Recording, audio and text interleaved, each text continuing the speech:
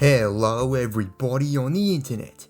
I can't believe it, but it has been 20 years since Scooby-Doo 2 Monsters Unleashed was released. If you know me at all, you'd know that I am a massive Scooby-Doo fan. I grew up with it and it means a lot to me. I don't remember a time where I didn't love Scooby-Doo.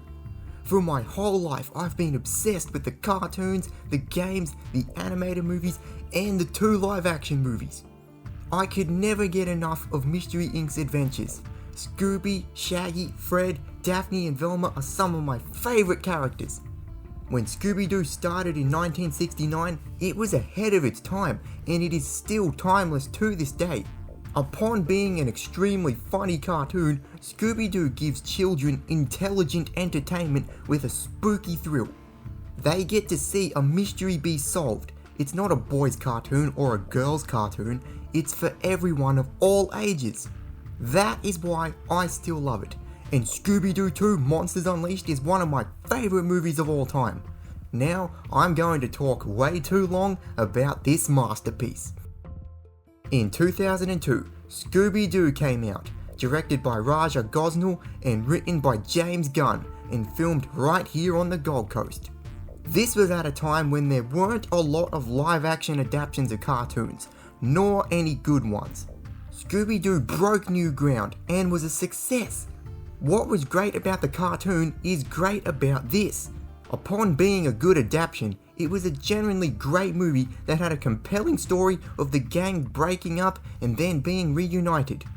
It's well known that Scooby-Doo was originally meant to be an adult comedy with a lot more crudeness. But due to backlash from families, they changed it to be kid-friendly. Despite the amount they had to edit out, it's still very coherent with full character arcs. I'll always love it, but admittedly, it's not as strong as it should be. You can tell that there are scenes missing, and a lot of crudeness remained.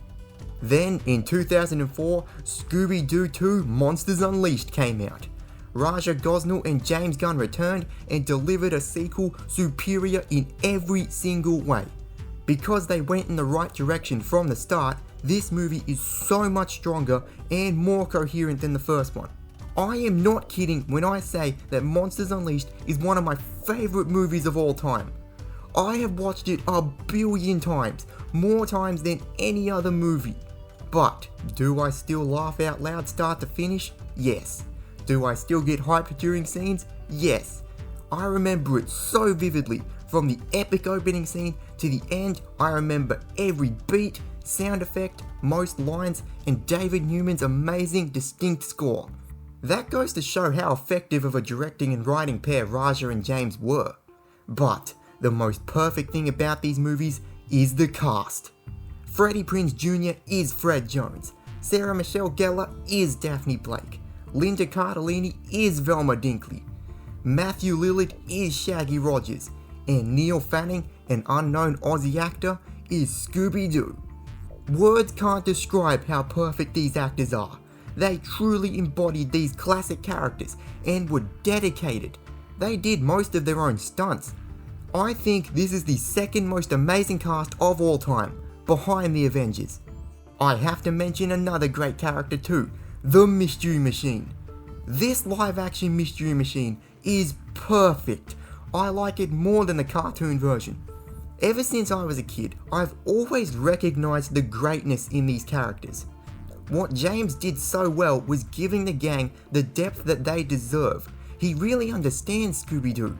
Being live action allows there to be layers that the cartoon didn't allow. And the arcs they go through were only enhanced by the talented cast. In the first one, Fred was a narcissist, but still a good person. Now he thinks he has to have a macho facade or no one will think he's cool, but he learns it's okay to be afraid. Daphne had a stronger arc in the first one, going from being a damsel in distress to proving her strength. Now she proves that she's not just the pretty face of the gang, and her and Fred's love perseveres. Velma previously proved her place in the gang and accepted the supernatural. Now she must overcome her fear of intimacy and listen to her heart instead of the facts. Shaggy and Scooby don't change much because they're so pure, but in the first one Shaggy found love and the two best friends won't doubt each other again. Now Scooby and Shaggy desperately try to make up for their stupid mistakes, but they learn that they already are heroes. Also, Scooby's CGI was good in the first one, but this time it's great. He is the cartoon character come to life. Zoinks, jinkies, jeepers, there's so much more to talk about with Scooby-Doo 2. I really do love the story of this movie. The first one took the gang to Spooky Island, an unfamiliar place. This is entirely set in their home city, Coolsville. Mystery Incorporated are at the peak of their success. They've solved thousands of mysteries and saved the world. But this time, ghosts from their past tear their world apart. It starts with the pterodactyl ghost flying to the Coulsonian Criminology Museum, where Mystery Inc. arrive at the red carpet. This museum is such an awesome way to celebrate the history of Scooby-Doo and put the gang at the top of the world before they are inevitably torn down by the greatest villain in cinematic history, the evil masked figure.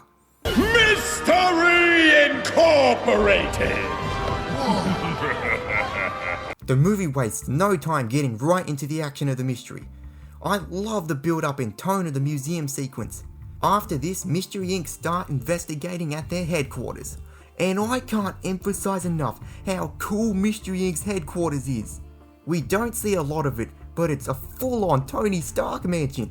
Every room has a different color and design. I've always wanted to live there with the gang. They then head to Jeremiah Wickles' mansion. The movie gets even more hilarious from here on.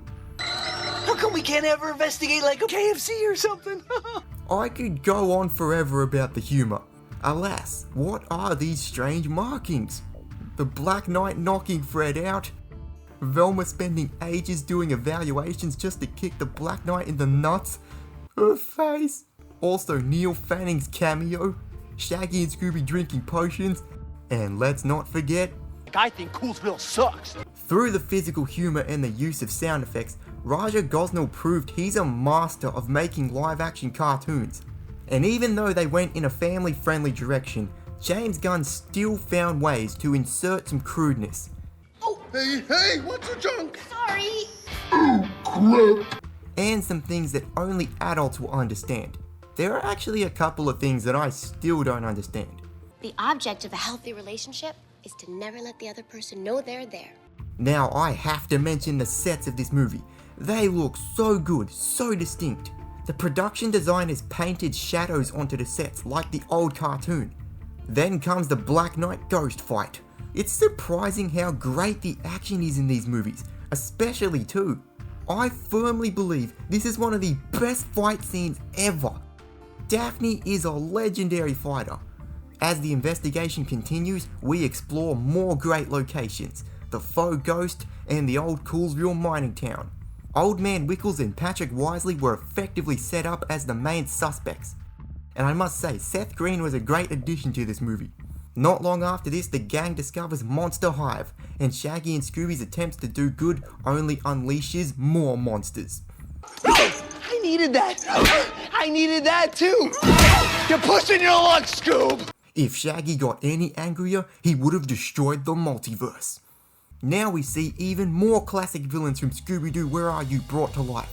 I have to praise the monsters in this. They look so good, especially Captain Cutler, the Black Knight Ghost, and Minor 49er. They still look great because they were practical costumes enhanced with CGI. Of course, the Pterodactyl Ghost, the Skeleton Man, the Tar Monster, and the 10,000 Volt Ghost were fully CGI, but they looked good enough. The 10,000 Volt Ghost looks freaking awesome, and the Tar Monster is my favourite Scooby-Doo monster. Once the gang takes the control panel, the stakes are raised higher than ever, and the movie gets more thrilling. We're gonna die. Think positive. We're gonna die quickly. Then comes the hilarious skiing scene which I would always watch over and over. But the fun doesn't last, as the monsters are unleashed on Coolsville. You know, all of this could have been avoided if Shaggy used 0.0001% of his power. The people beg their heroes to turn themselves in, but if they do, they'd be playing right into the evil masked figure's hands. The actors really convey how hard this is for Mystery Inc. So they return to their old high school clubhouse. This movie has so many great heart-to-heart moments. I'm afraid. I'm a wimp, huh? doesn't make you a wimp. Makes you human. And we see a nice memory of the gang as kids, which is just the nostalgia they needed. As Shag and Scoob blame themselves, Captain Cutler emerges from the water. Then they just hit him with the van. Wow. Then comes the Mystery Machine chase, which is one of my absolute favourite scenes. As they try to fend off the pterodactyl ghost, Fred, Shaggy, Daphne and Velma are pulled out of the van on the carpet. And for some reason the zombie is driving a truck, so Scooby has to drive the van. It's freaking hilarious. They return to the mining town for the final showdown. This whole act is the best. Seeing them take on all of the monsters makes for a very cool action scene. First they're met with the Black Knight ghost. Despite Scooby being the main character, James Gunn shows his writing skill and gives every character a moment to shine. Fred gets a rematch with the Black Knight, puts on his classic ascot and jousts him. Daphne then faces the 10,000 volt ghost. But seriously, what did she think would happen when kicking a monster made of electricity? Then Velma faces the Skeleton Men, and Scooby and Shaggy run into Minor 49er and have the best moment of their lives eating the cotton candy glob. Does anyone else find that a little bit messed up? And as per usual, Velma loses her glasses but finds a big clue. And after Patrick saves Velma, he is eliminated as a suspect. Finally, Mystery Inc. get back to Monster Hive where they are completely outmatched. Scooby-Doo is a family-friendly cartoon, but by nature of this being live action, the danger is real. The tar monster was actually going to kill the gang. As his friends are being choked to death, Scooby gets his ultimate hero moment. This is my favourite part. I get as hyped about this scene as I do for the portal scene in Avengers Endgame. The cover of the Scooby-Doo theme kicks in as Scooby epically takes down the tar monster with a fire extinguisher. Scooby?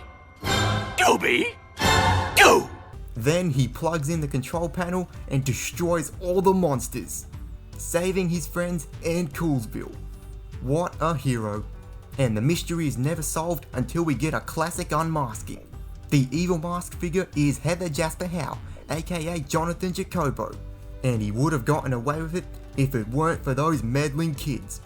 Now that Coolsville is cool again, everyone celebrates the victory in the faux ghost, dancing to Shining Star.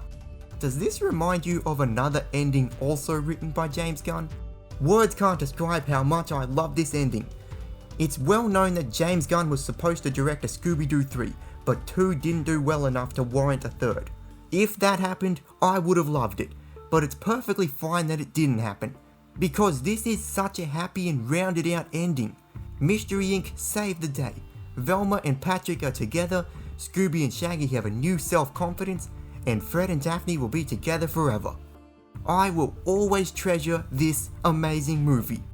I've had this double featured DVD for as long as I can remember, and I love it to death. Thank you Raja Gosnell for Scooby-Doo 2 Monsters Unleashed. Happy 20th anniversary. Not only is it the best Scooby-Doo movie, but it is one of the greatest movies of all time. 10 out of 10. I'm not going to apologise for praising this for ages. I meant every word. So, what do you think of Scooby-Doo 2? Can you believe it's been 20 years? What's your favourite Scooby-Doo movie? Let me know in the comments below, and may the force be with you.